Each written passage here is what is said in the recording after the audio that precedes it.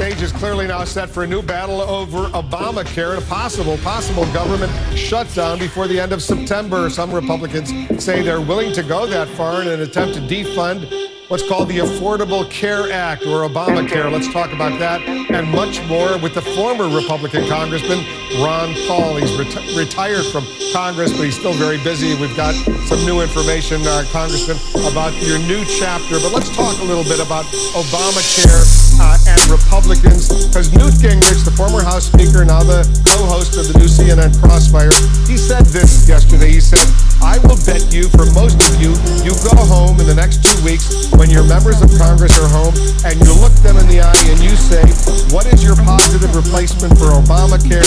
They will have zero answer." He says, you know, it's one thing to just complain about Obamacare, but you need an alternative, and the Republicans don't have one now. What say you? Well, I think there is an alternative, and I actually practiced medicine under that alternative before Medicare and Medicaid, and it wasn't all that bad. People weren't suffering. There was nobody out in the street without medical care. So I think the market offers an alternative, but Republicans have never had a good alternative. They generally just say, well, a little less Obamacare type medicine would be adequate. But the only thing that they have offered that I think would be important to allow people to have some choice is to have the medical savings account, let people opt out.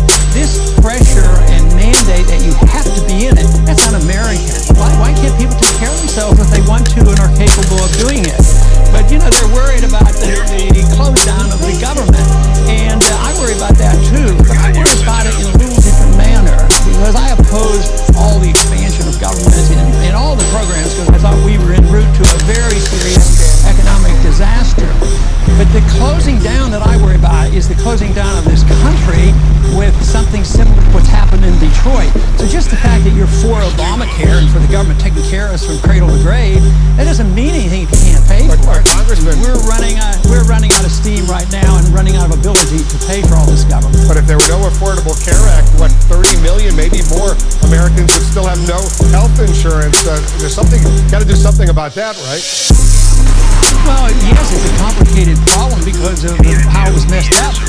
I was raised in a family of 5 in the Depression, World War II. They never had insurance, and nobody went without insurance. But it's the system that has been created by government intervention that makes people do this. The whole idea of how you get a tax deduction, you know, the fact that big corporations get a tax deduction, they can give medical care to the people, but if you're an independent or a small business owner, you are excluded. So you want to get rid of the hindrances and just not dwell on, well, what are the complications when you get rid of all the bad things the government's been doing for a long time. People have lost confidence, they've lost the understanding, they never want to apply market forces to medical care, and yet they've been applied many, many times. It's the fact that the government's been so involved that the cost is so high. This is the real problem. Cost of medicine is way too high because right now we have corporate medicine, and under this administration as well, the drug companies, insurance companies, organized medicine, they're the ones who write these laws. It's corporations that are making out on this. All right, Congressman, I got a few quick political questions. Give me some quick answers. Then we're going to move on to you and what you're up to right now. The New Jersey governor, Chris Christie, he spoke at the RNC. Is he someone you could vote for? No, you couldn't vote for him because I don't think he agrees with probably anything I say. So if he were the Republican nominee in 2016, you wouldn't vote for him? No, I wouldn't. I wouldn't do it because he offers nothing, no change. It's the status quo. It's more big government, and that's not what I've been about. But he talks about, well, you have to, bend your rules and compromise in order to get elected so you can run the government and govern. Well, there's more to it than that. There's more to it than just power and to say and do anything we want just to be in government. You have to believe in something and understand economics, or you just keep doing the same thing and deficits keep running up. And that's why nothing changes whether you have a Republican or a Democrat, because basically it's one party, and that's where the frustration comes from. And now they're arguing over power alone and not issues. Does your son, Senator Rand Paul, have what it takes to do what you couldn't do, namely win the Republican presidential nomination in 2016? Well, I would think so, certainly. I think it's a little early to be talking about this. You know, some of my supporters are still wanting to count the votes from last year, so I think it's a little bit early to start talking about 2016. But no, he's certainly capable. Compared to the rest, yeah, he certainly is capable. Who would you prefer as the next Fed chair, Larry Summers or Janet Yellen? Well, I don't have either one because they're identical, because they both believe in the Federal Reserve. They believe in central economic planning through the regulation of interest rates and monetary expansion. So my choice has been NOTA, none of the above, because the two that you talk about, they believe that you should, come to the rescue of all corporations and all banks, be the lender of last resort, and bail everybody out, and monetizing debt. You can never change the course of what's happening in this country, which is a downhill course economically, by endorsing this principle that's 100 years old, and it's destroyed 98% of the value of our dollar since we started the Federal Reserve in 1913. It's a bad policy, and to say, oh, well, there's a big difference between Yellen and Summers, there just really isn't. They believe that central economic planning is something wonderful, and they're smart enough to know what the interest rates ought to be and what the money supply ought to be. No one person is capable of doing that. That can only be established by the marketplace. I see a sign behind you. It says the Ron Paul Channel. All right, so what's up with that? Do you want to compete with us? What are you planning on doing, Congressman? Yeah, well, yes, we are competing with everybody in the sense of getting the news out. But this is an internet channel. It gives me an opportunity to keep doing what I've been doing for 35 years, talking about the issues.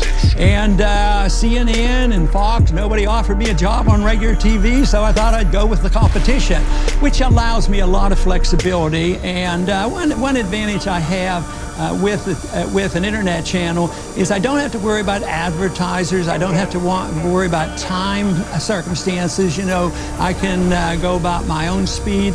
So there's a lot of advantages to this, but the most important thing is I see this as an opportunity for me to continue to do what I have considered important ever since 1974, the first time I ever ran for office. And that is talking about what I think is important, and it really is the cause of liberty. I think that is so important, whether it's civil liberties, a sensible foreign policy, or economic liberty.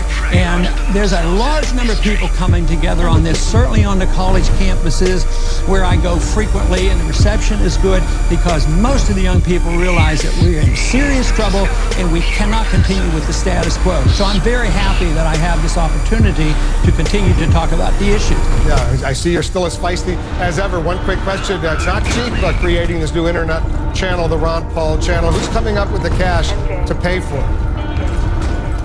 Well, the people who want to look at it will have to, because I don't have the advertisers to do that. So people who sign up will pay a fee for this.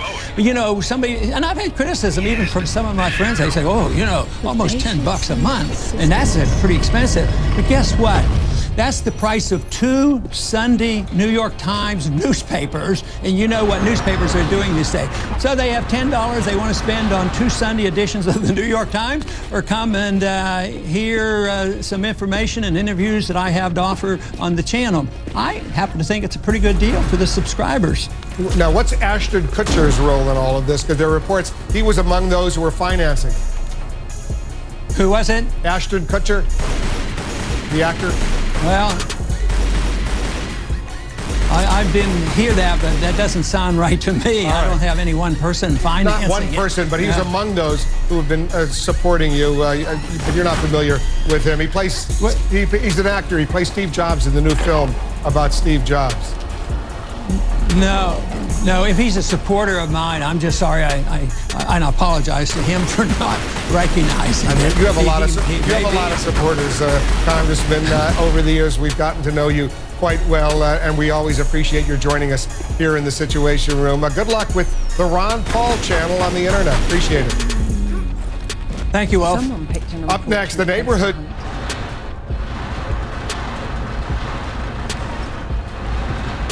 Hi, my name is Ron Paul, and I had the good fortune to serve 12 terms as a U.S. Congressman. During that time, I tried to connect the dots and give you a clear picture of what's going on in our country. And I made life difficult for countless bureaucrats to build a career on concealing the truth. As far back as 2002, I warned Americans would become poorer and more dependent on the government to put food on the table. That the erosion of civil liberties would continue under the false flag of national security. And I spoke of an impending real estate meltdown and financial crisis. Some in Congress tried to laugh off these predictions, but despite their attacks, each of them has come true. Half of all Americans born today will wind up on food stamps at some point in their life. The government is hacking into our cell phones, our emails, and credit card records. The average American has only saved about $25,000 for retirement. And millions of investors and homeowners are still trying to get back to even after the 2008-2009 financial crisis. To the untrained eyes, these problems appear to be unique. Poverty, a looming retirement crisis, civil unrest, and the cost of living spiraling out of control. But as you'll see, they all trace back to a single bad decision, something the politicians in Washington have attempted to sweep under the rug. And if I'm right, it will trigger the next great collapse far worse than what we experienced just a few years ago. That's why I've recorded this message, to explain the final prediction I made in Congress, what it means for you personally, and how you can protect yourself. I hope you can take the small sliver of time that remains for what it is, a gift and final chance to take matters into your own hands before it's too late. We're living through a strange time in history where the old rules, hard work, perseverance, and frugality don't seem to apply. On one hand, the average American standard of living has never been higher. We have more gizmos and gadgets than you can shake a stick at, and more choices on ways to feed, clothe, and entertain ourselves than ever before. Yet many Americans, no matter how hard they work, find it almost impossible to get ahead. And even the more fortunate among us are worried they may never be able to retire. Does this sound right to you? Well, for an increasing number of us, it's stark reality. And when I tell you what I believe is going to happen next, chances are you'll have a hard time believing me. That's okay. At the very least, you won't be caught off guard when events take a turn for the worst. Don't worry, you don't have to be an economist to understand how we got into this mess. All it takes is a look at your pocket change. You see, I was born in 1935 during the Great Depression, and I can still remember walking with my brothers to a local store. We each had 4 or 5 copper pennies and got a small bag full of candy. Today, the penny is so worthless, a lot of folks in government want to get rid of it. Indeed, the new zinc penny on the right can't even buy a penny. It costs the government nearly 2 cents to make one of them. The same thing is happening with the American nickel. Today, it costs the government almost 10 cents to make a 5-cent nickel. That's why the U.S. Mint lost more than $100 million on these coins last year. How has this happened? Well, it's a sign that my final prediction, the complete destruction of our currency and our monetary system, is about to come true. The warning signs are obvious if you know where to look. You'll probably notice how social unrest is on the rise, how college graduates have found themselves burdened with trillions of dollars in debt, how the cost of health care has continued to soar to the point where the average retiree must save $275,000 simply to cover their basic medical expenses, or how it costs 2 cents to make a penny and then 10 cents to make a nickel. These are signs that money as we know it is quickly losing its value and will soon cease to exist. This may sound like an outlandish claim, something you hear at all in the mainstream press. It seems unimaginable to most people that the dollar could soon be rendered worthless. The reality paints a different picture. Since the government began its experiment with paper money, our currency has lost 95% of its value. In other words, what's used to cost $1 at the store now costs $21 and counting. Most Americans and nearly every politician I've met in Washington don't realize that this is happening.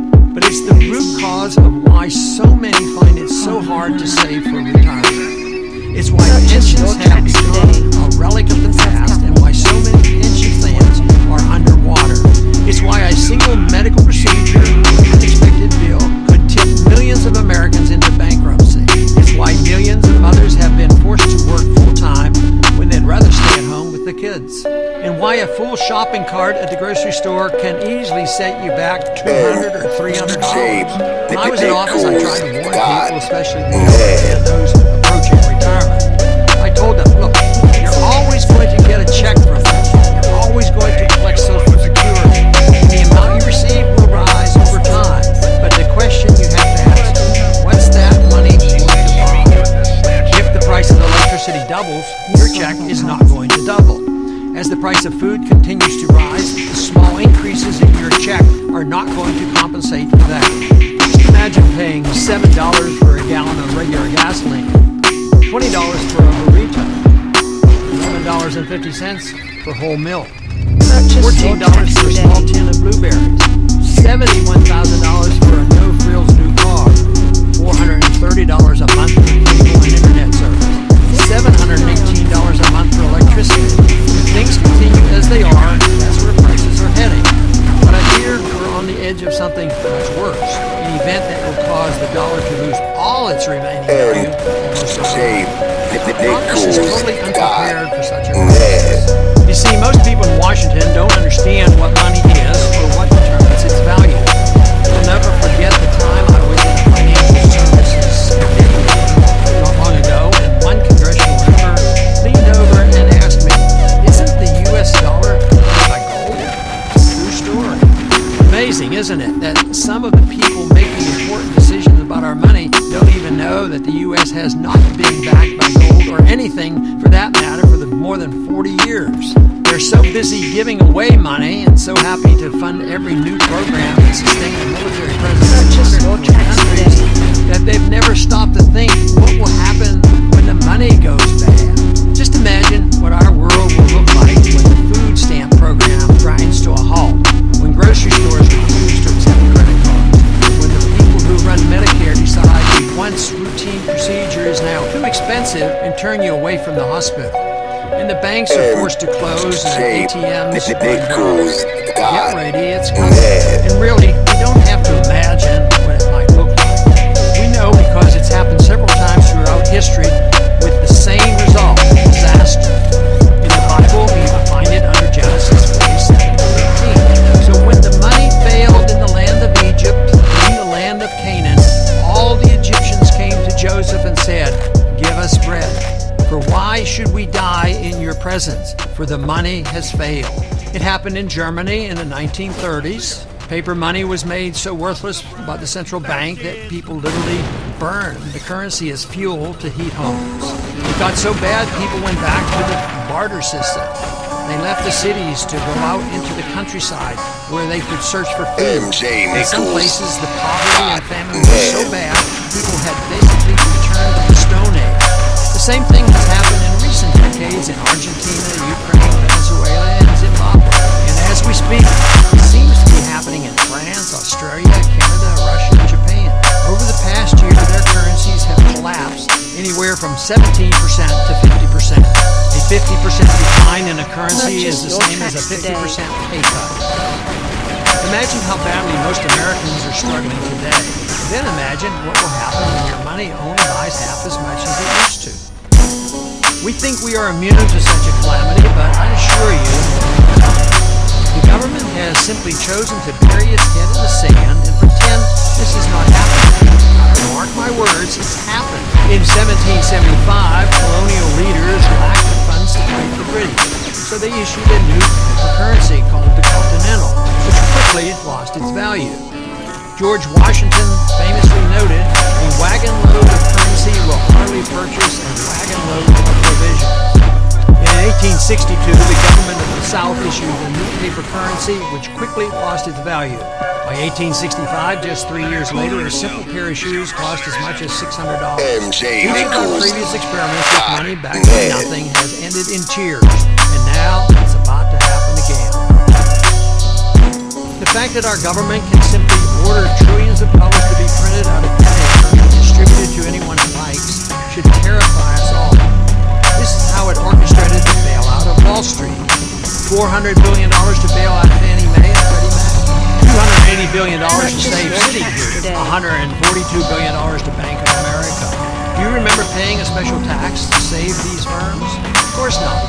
If the government asked us to pay for all this out of our pockets, there would have been riots in the street.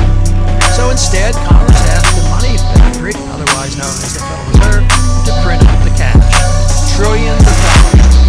So far, it's worked. The vast majority of Americans have no idea what's going on or how it is hurting them personally. We get paid in dollars. We spend them at the store. They seem to have real value. This illusion is rapidly falling apart. How could the dollar be strong when roughly 75% of Americans are living paycheck to paycheck with essentially zero savings, according to a recent study by Bankrate? How can things really be normal when the number of people on food stamps has basically doubled since 2008? And when half of all children born today will be on food stamps at some point in their life? How can we possibly trust the dollar as a store of value when our country's money supply has increased by 400% since 2008? All just printed out of thin air. Look at this chart. It should scare the heck out of you. What has taken place over the past few years in the US dollar is something straight out of Weimar Germany, or the last 20 years in Zimbabwe. I've been told on more than one occasion by high-ranking politicians that American people are too stupid. They'll never figure this out. Somehow, they think it's perfectly fine for you to lose 95% of your spending account. And you should be happy to get 5% of what you earn every time. I disagree. That's why I've rushed to record this message. So far, every other prediction I made has come to pass. Now, my final prediction of the dollar collapse is about to become reality. I can't tell you the precise day or month it will happen. It could be any moment now. One thing is for sure, you will never see an official warning from the government. The only question is, will you act before it's too late? You may think I'm being Nichols. During my time as a congressman, I had the chance to talk with some of the most high-powered men and women in government about this very issue. Many of them agreed with my predictions and were much more candid with me than they ever were with the general public. I once rode alongside President Reagan on his helicopter Marine One, and the subject of what's happening to our money came up. Ron just told me no great nation that abandoned the gold standard has remained a great nation. I've also confronted Alan Greenspan, the famous Federal Reserve chairman, on the subject. He told me he still stands by his original thesis, which was published decades ago. He wrote, "In the absence of the gold standard, there is no way to protect savings from confiscation through inflation. There is no safe store of value." It's frustrating how both Reagan and Greenspan refused to admit the truth in public while they were in office. But I believe history will prove both of them correct. The government has fooled people for a while with paper money. But it's inevitable distrust in the money will be lost. It doesn't take a genius to see. The last 10 years have taught Americans to accept for the first time that their standard of living will fall short of their parents and grandparents. This has led to a growing sense of frustration and anger. More and more Americans have resorted to crime to compensate for losses they see as unfair. Inevitably, this crisis will lead to political instability and violence and financial collapse. Without a doubt, it's the most frightening thing happening in America. It's my most dire prediction today. That's why it's important to take steps to prepare. I don't work in Congress anymore, but I know for certain you can't wait for Washington to fix these problems. Real monetary reform will come only after a major currency crisis has already done its damage. You've got to take action personally. You must get the facts for yourself. You must learn the steps necessary to protect yourself.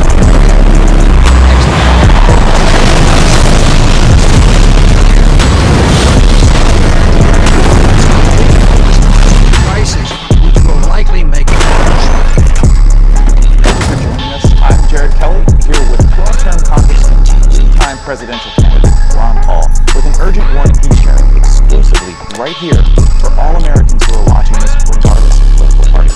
Dr. Paul, it's an honor to have you with us, sir. It's my pleasure, Jared. Well, let's get right to it. Do you believe our country is on the cusp of a massive financial crisis? Just how bad are you predicting the crisis will be? I think it's going to be very bad. I think it'll probably be worse than our Great Depression. I think it's going to be worse than the crisis that we had in 2008 or 2009. And I'm going to talk very specifically about the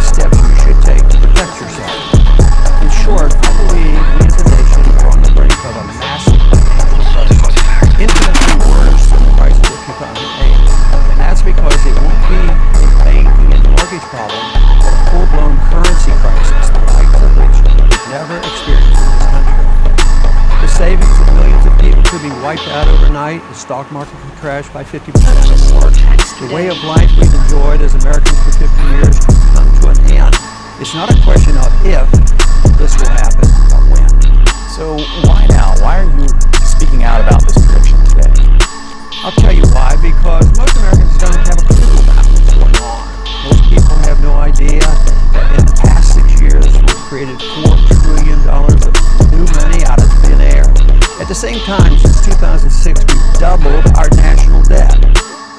I've said hundreds of times throughout my career in the House, prosperity cannot be created out of thin air by a central bank. The people running our country today are living in a pain. Never forget a face. If you're not careful, you and millions of other everyday Americans will pay the price. Lieutenant Paul, what do you think will be the biggest impact of this crisis? Sooner than most people think, I predict we'll see people losing confidence in the U.S. dollar. It's simply a result of investors around the world realizing our currency is no longer the safe haven it once was. Hang on to restore confidence I have with done more this paper before, money. Will. And when the currency collapses, nearly everything else goes with it. Stocks, bonds, commodities, you name it. When you destroy a currency, you can destroy the entire economy. You can destroy the whole nation. The middle class gets wiped out. The way you live, work, travel, retire, invest in America, everything is going to change. Some of it in ways most people can't even imagine. So, essentially, you're predicting the entire U.S. financial system will collapse. As someone who spent 22 years in Congress, what do you think will be the immediate impact on the federal government? Well, I'm fearful of a collapse, Jared. For one thing, it makes it a lot harder for our government to borrow money and pay interest on all the debt we've racked up, or to expand the welfare state, or to station the U.S. military in 140 countries. But forget the government. The real concern is what happens to everyday Americans, especially the middle class. How so? Well, for the everyday American, if the government's broke, all your wealth, all your savings will be put in jeopardy. We'll see massive changes in our retirement system and Social Security. I wouldn't be surprised at all to see the government take over people's 401ks and IRAs. Why is that? Because doing that would essentially force people to buy worthless government There it bonds, is. whereas investors in the free market wouldn't touch them. In fact, I think we're likely to see Something huge like that. tax increases and even a wealth tax, a fee on all your savings and valuable assets. Can you explain further about what you mean by a wealth tax? Absolutely. Anything is possible. It's only going to get worse. When this currency crisis hits, the government's number one priority will be to control the existing supply of capital. We'll see all kinds of new laws and rules about what you can do with your money, where you can put it, where you can move it. And of course, we'll see a massive inflation when all those trillions and trillions of newly printed dollars make their way into the economy. Because we can barely finance our debt right now. So you can imagine what it's going to be like when That's one of games. I It's told going him to to be mind his especially own rough on business. seniors Here he's or following me anyone to the who ends of the relies earth. on the government. Maybe you're in Europe. You think he's in there? Inflation, is that really Not the when main you get worry? home, I mean, we've had inflation before, back in the 70s. Well, for starters, it'll lead to a total breakdown of the stock market. Imagine 2008, Black Monday, and even the crash of 29, all happening in a single day. The middle class will be wiped out. But you're right, in a certain sense, what really worries me isn't necessarily a stock market crash. The real killer will be the effect of all this on our society and our liberties. But we have to have an understanding about how important personal liberty is because it is connected to our prosperity. We were the most prosperous country in the world, mainly because we had the most liberty. But now we've lost our liberty, and guess what? Our prosperity is being threatened. I mean, unemployment. Well, because people destroy businesses, they destroy friendships, families. Faith in money is critical for society. Without it, you can forget about businesses and commerce, and you can forget about any sense of normalcy. People won't have any clue what to do when there's a line around the block just to access the ATM, or when the banks start shutting down. They won't have any idea what to do when stores stop accepting dollars as payment, or when no one's willing to make a loan. So, you're predicting social unrest. Definitely. I think we'll see problems in the big cities, especially. In fact, we're already seeing the beginnings of that. Ferguson, the riots in New York and Detroit. What it comes down